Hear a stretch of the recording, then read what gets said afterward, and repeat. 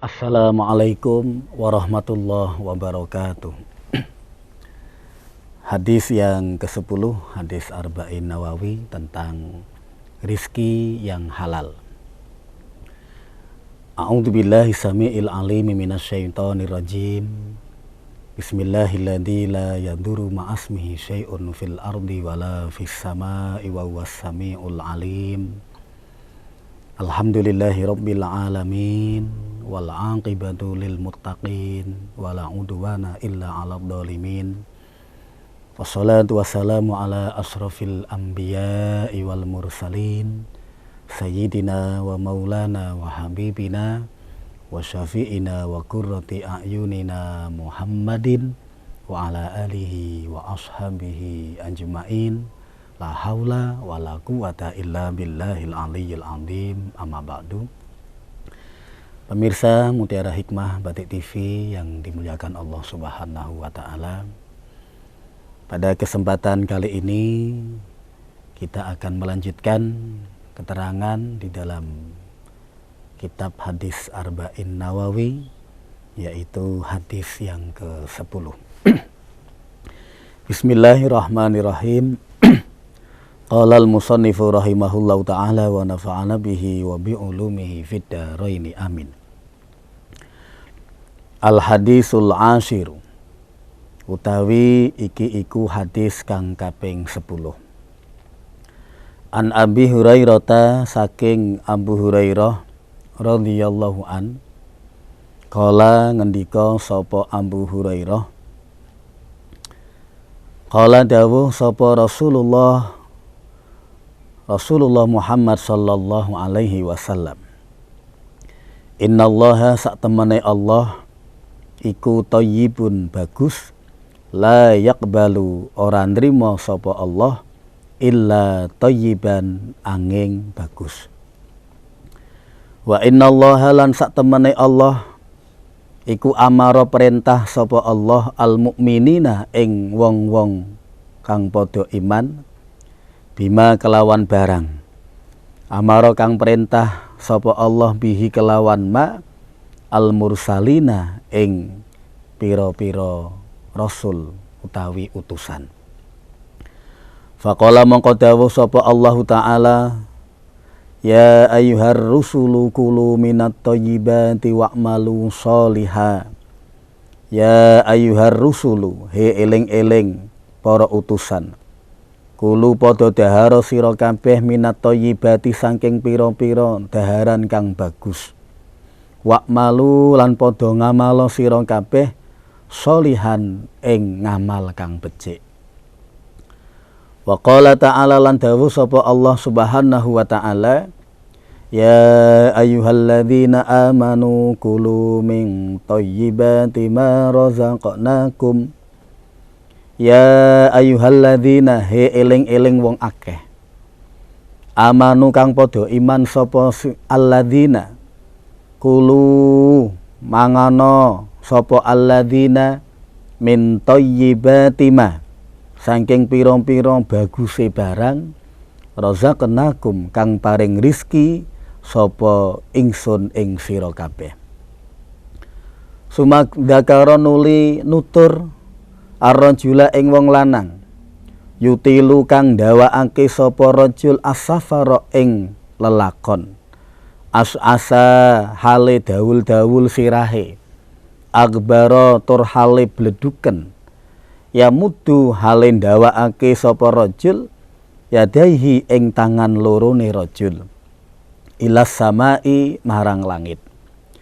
Yaqulu hale ndonga sapa rajul, ya Rabbi ya Rabbi, ya Rabbi duh pangeran kula, ya Rabbi duh pangeran kula. Wa mat'amuhu hale utawi panganane rajul iku haramun haram.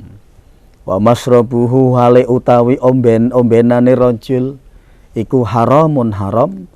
Wa malbasuhu hale utawi pakaiane rajul iku haramun haram. Wa ghudhiyalan den dulang sapa rajul bil harami kelawan haram. Fa anna yustajaba, mongko kaya apa den sembadani sapa lahu rajul. Rawahu ngriwayatake ing hadis sapa Muslimun Imam Muslim. Pemirsa Mutiara Hikmah Batik TV yang dimuliakan Allah Subhanahu wa taala. Pada hadis ke-10 ini dari sahabat Abu Hurairah, sama seperti keterangan yang kemarin. Hadis ke-9 juga dari Abu Hurairah. Bahkan Abu Hurairah itu termasuk salah satu sahabat yang paling banyak menceritakan hadis, ya. Dan dia punya nama Abdurrahman bin Sakhr. Dia mendapatkan nama laqab atau julukan Abu Hurairah itu langsung dari Rasulullah Muhammad SAW. Kalau diartikan ya bapakane kucing, karena memang Abu Hurairah itu sangat suka sekali dengan yang namanya kucing. Kebetulan pas Rasulullah datang ke kediaman Abu Hurairah si ngelus-ngelus kucing, si makani kucing, sehingga diceluk atau dipanggil oleh Rasulullah dengan sebutan Abu Hurairah, bapakane kucing. Abu Hurairah mengatakan tentang sabda Rasulullah Muhammad sallallahu alaihi wasallam yang isinya innallaha thayyibun la yaqbalu illa thayyiban. Sesungguhnya Allah Subhanahu wa taala itu maha suci. Suci dari segala bentuk apapun. Suci dari celah, suci dari kotor, suci dari kekurangan, suci dari apapun. Allah suci.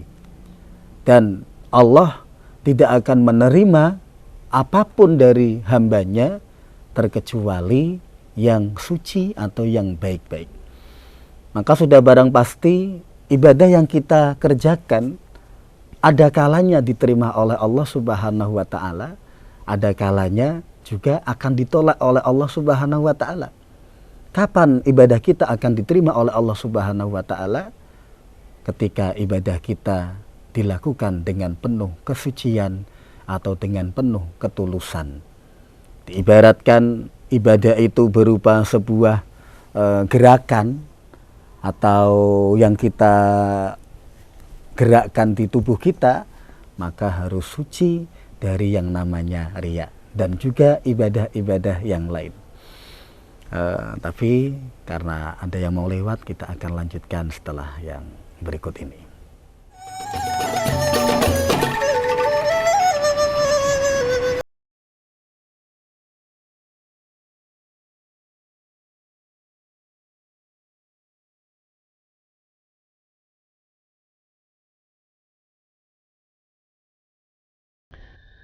Pemirsa Mutiara Hikmah Batik TV yang dirahmati Allah Subhanahu wa taala. Tadi telah saya sampaikan bahwasanya yang namanya ibadah kita pasti ada kalanya diterima oleh Allah Subhanahu wa taala, ada kalanya ditolak oleh Allah Subhanahu wa taala. Kapan ibadah akan diterima oleh Allah? Manakala ibadah kita yang kita kerjakan yaitu benar-benar dalam keadaan suci ataupun bersih. Semisal ibadah itu berbentuk gerakan, contohnya seperti sholat, maka harusnya sholat yang kita kerjakan itu betul-betul suci. Yang namanya penyakit-penyakit hati, di antara salah satunya adalah riya atau pamer.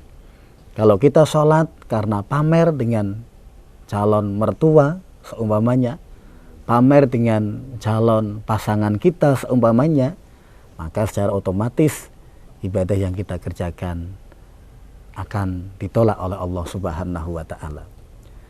Kalau ibadah kita berupa barang yang kita sodakohkan atau kita infakkan, maka sodakoh yang akan diterima oleh Allah Subhanahu wa taala tidak hanya sodakoh yang dikeluarkan dengan ikhlas karena Allah Subhanahu wa taala, hanya mengharap ridho Allah Subhanahu wa taala, tapi juga sodakoh yang barangnya itu atau uangnya berasal dari yang halal. Kalau ada keharaman, maka sudah barang pasti sedekah kita akan tertolak, tidak diterima oleh Allah Subhanahu wa ta'ala. Karena walaupun jumlahnya besar, karena itu barang haram, maka Allah tidak akan menerimanya. Oleh karenanya, ini menjadi pelajaran penting bagi kita. Semoga kita bisa memperbaiki ibadah kita kepada Allah Subhanahu wa ta'ala.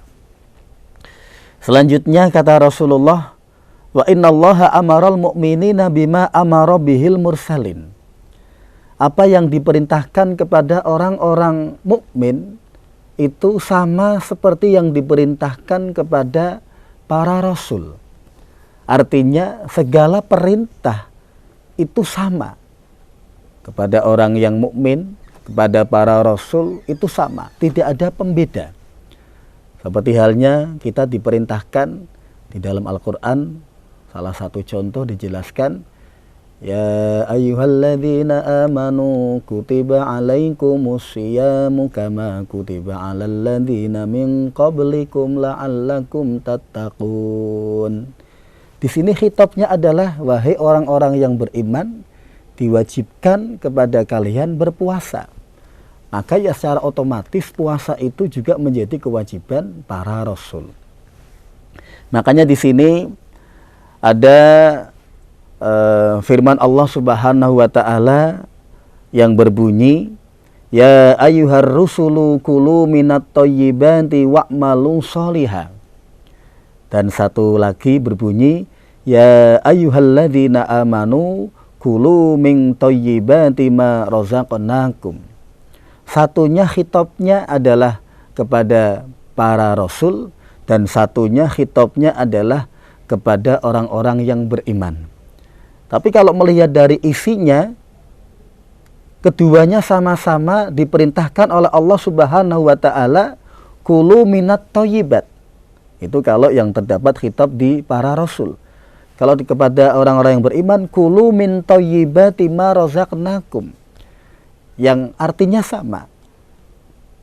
Para rasul, orang-orang yang beriman diperintahkan oleh Allah Subhanahu wa ta'ala untuk mengkonsumsi makanan, minuman yang halal.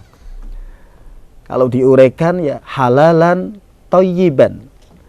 Karena terkadang ada makanan yang halal tetapi tidak thayyiban, atau mungkin thayyiban akan tetapi tidak halal.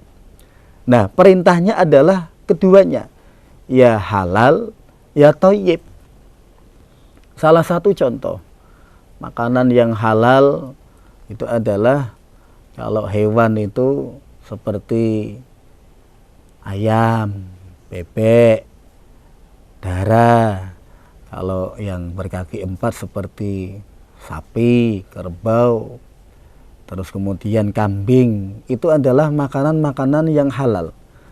Tapi terkadang makanan itu tidak bagus atau tidak thayyib. Contohnya daging kambing jika dikonsumsi oleh orang-orang yang menderita penyakit darah tinggi, maka walaupun halal tapi tidak thayyiban. Lah yang diperintahkan oleh Allah Subhanahu wa ta'ala, apa yang kita konsumsi itu tidak hanya sekedar halal, tapi juga thayyiban, bagus untuk tubuh kita, baik untuk kesehatan kita. Kalau itu bagus untuk kesehatan kita dan itu halal, maka ambillah.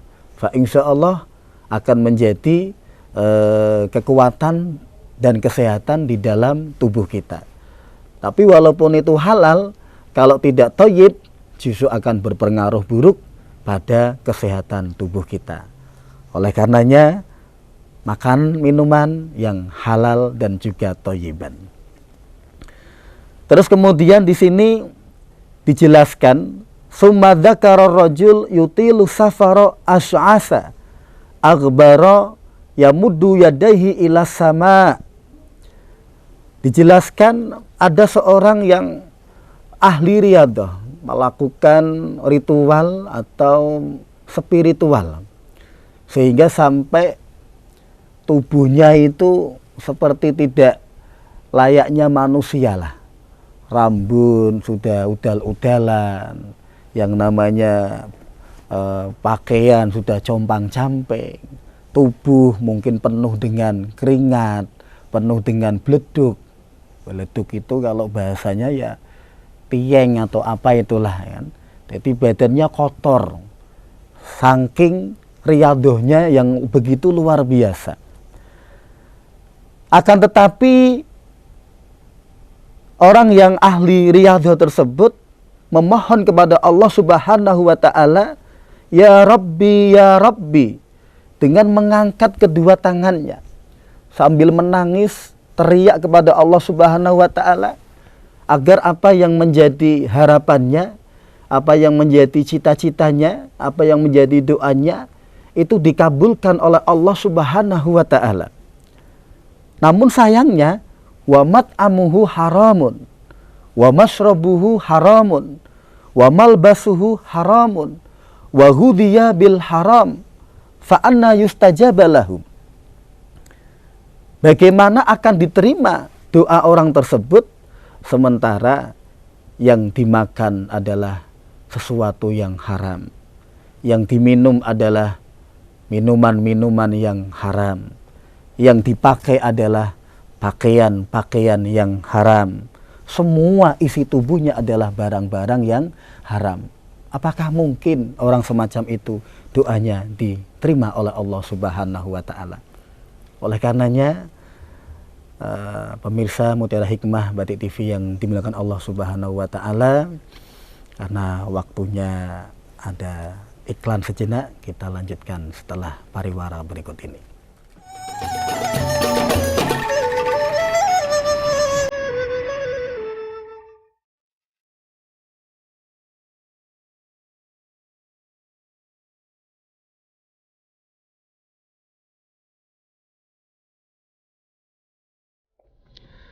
Pemirsa Mutiara Hikmah Batik TV yang dirahmati Allah Subhanahu wa Ta'ala. Seperti tadi saya sampaikan, ada orang yang ahli riyadah sampai badannya tidak keurus, rambut berantakan, badan berantakan, pakaian berantakan.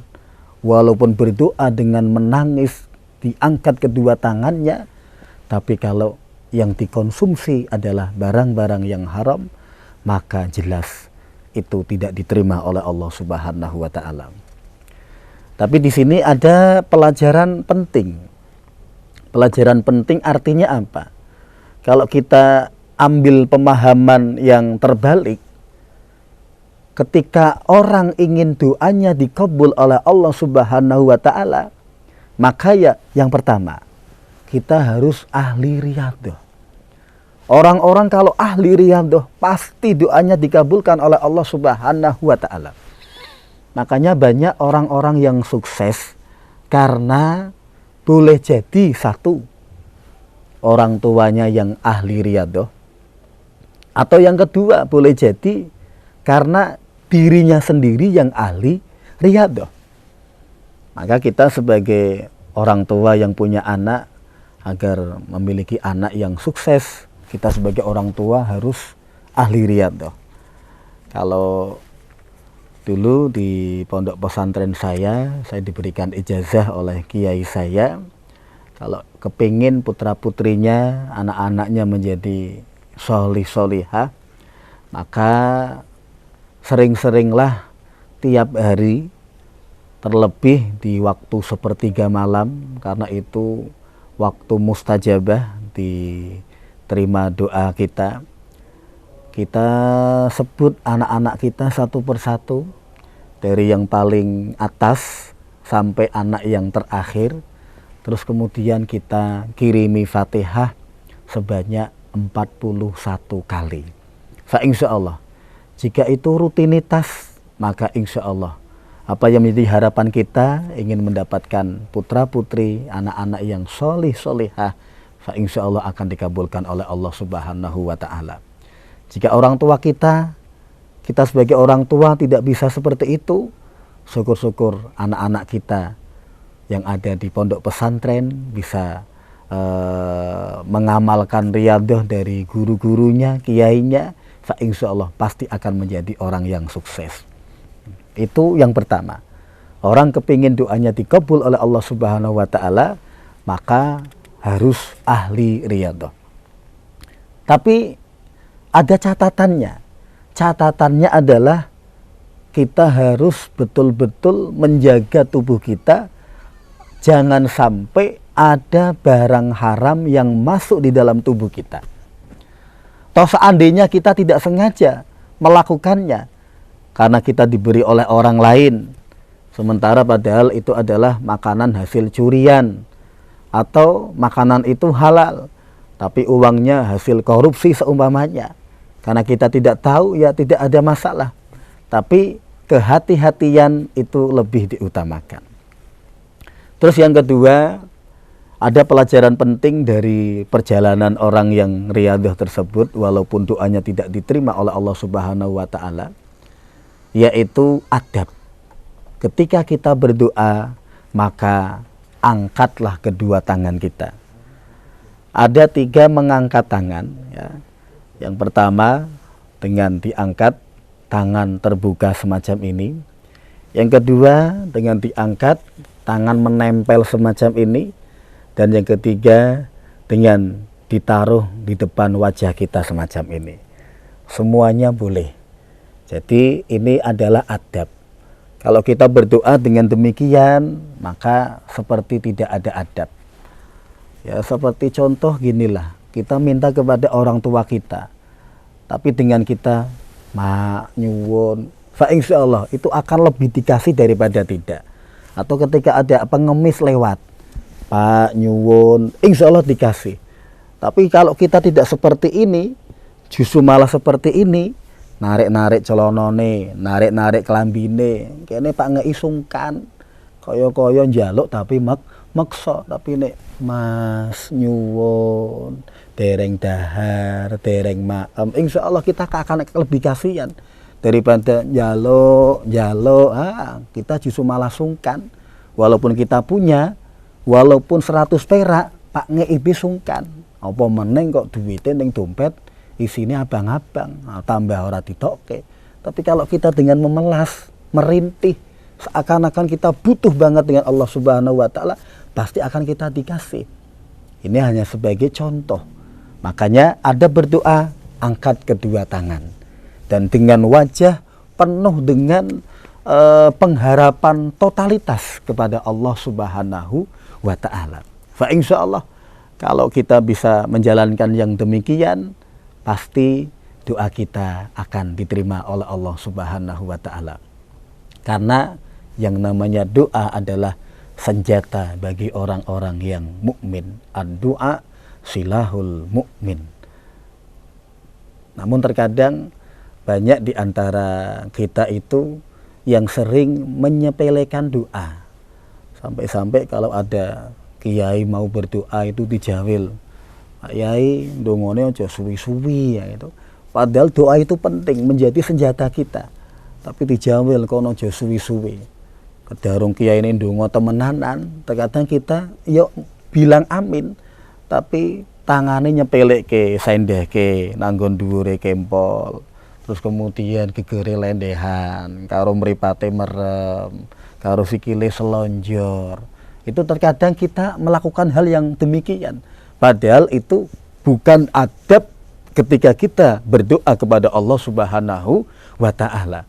Kalau kita meminta dengan sepenuhnya dengan adab sopan santun yang baik, fa insyaallah doa kita jauh akan lebih diterima oleh Allah Subhanahu wa taala. Tapi ya kembali lagi dengan catatan jangan sampai tubuh kita dipenuhi dengan barang-barang yang haram. Maka menjadi pelajaran penting yang ketiga agar doa kita diterima oleh Allah Subhanahu wa taala, konsumsilah makanan, minuman, dan pakaian yang halal. Fa insyaallah semoga doa kita akan diterima oleh Allah Subhanahu wa taala. Selanjutnya, pemirsa Mutiara Hikmah Batik TV yang dimuliakan Allah Subhanahu wa taala, bagaimana agar doa kita diterima oleh Allah? Kita lanjutkan setelah iklan yang mau lewat ini.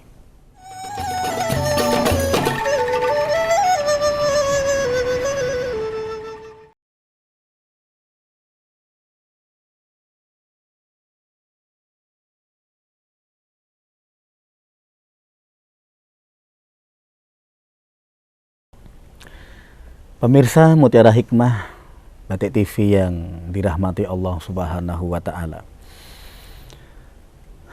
tadi telah kita dengarkan bersama isi penjelasan dengan hadis yang ke-10 ini. Kalau dapat saya simpulkan bahwasanya apapun ibadah kita, apapun doa kita, apapun yang kita kerjakan, kita amalkan, kita lakukan agar diterima oleh Allah Subhanahu wa Ta'ala, kata kuncinya adalah kebersihan. Tidak hanya kebersihan secara zahir, tapi juga kebersihan secara batin.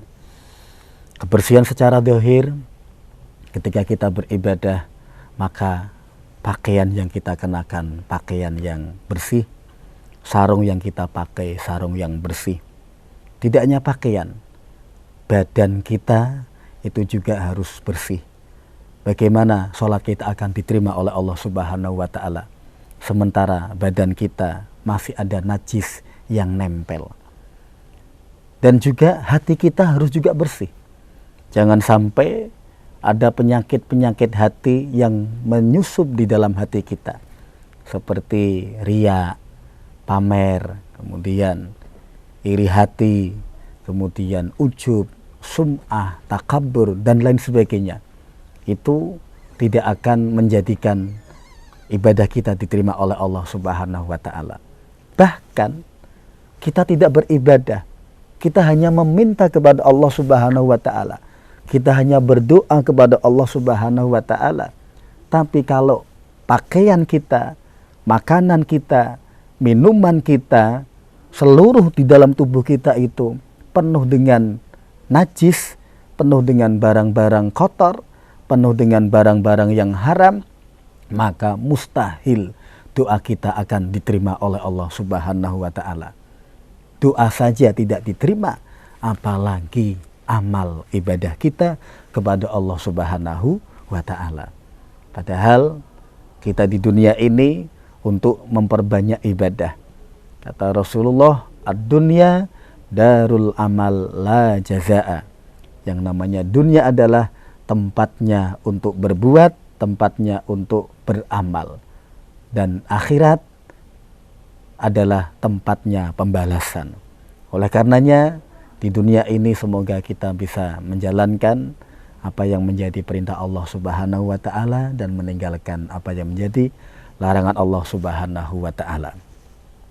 Dan ada sebuah qasidah yang mana jika ini dibaca, fa insyaallah itu akan menjadikan doa kita terkabul atau mustajabah, diterima oleh Allah Subhanahu wa Ta'ala. Qasidahnya adalah seperti ini. Ya man yara ma fi dhamiri wa yasma'u antal mu'iddu likulli ma yutawaqqa'u. Ya man yurajja lisyada idi kulliha, ya man ilaihil mustaka wal mafza'u, ya man khaza inu rizqihi fi qawlikun umnun fa innal khaira indaka ajma'u, mali siwa faqri ilaika wasilatun fabil iftiqari ilaika faqri adfa'u, mali siwa qara'i liba bika hilatun fala in ruditu fa ayyaba bin aqra'u, wa manil ladzi ad'u wa tifu bismihi in kana fadluka anfaqi rika yamna'u, hasyaliju dika antuqan nito asyian Al-fadlu ajzalu wal mawahibu awsa'u. Fa insyaallah pemirsa Mutiara Hikmah Batik TV sekali mendengar pasti belum hafal, ya sama dengan saya. Maka ini menjadi catatan, ya apa yang tadi qasidah ini ditulis, terus kemudian ditulis yang rapi atau di print, ditempelkan di tempat di mana rumah kita sering dilakukan untuk sholat, sehingga sebelum kita berdoa kita bisa membaca qasidah berikut. Karena di sini tidak harus hafal. Ya, ini hanya menjadi salah satu saja agar kita doanya diterima oleh Allah Subhanahu wa Ta'ala. Ada juga yang mempunyai pendapat agar doa kita diterima oleh Allah Subhanahu wa Ta'ala. Itu yang pertama adalah berdoa diawali dengan membaca hamdalah. Yang kedua membaca sholawat, baru kemudian berdoa, ditutup dengan sholawat, dan terakhir ditutup dengan hamdalah. Kata kuncinya adalah hamdalah, sholawat, doa, sholawat, hamdalah. Fa insyaallah doa kita akan diterima oleh Allah Subhanahu wa Ta'ala. Pemirsa Mutiara Hikmah Batik TV yang dimuliakan Allah Subhanahu wa Ta'ala, mungkin hanya itu yang dapat saya sampaikan. Semoga membawa manfaat bagi diri saya pribadi khususnya, dan semua peserta dan semua pemirsa Mutiara Hikmah Batik TV. Semoga bisa merasakan kemanfaatannya. Amin amin ya rabbal alamin. Dari saya cukupkan. Ihdinas siratal mustaqim. Aqulu qauli astaghfirullahal azim. Al-Fatihah. A'udzu billahi minasyaitonir rajim. Bismillahirrahmanirrahim.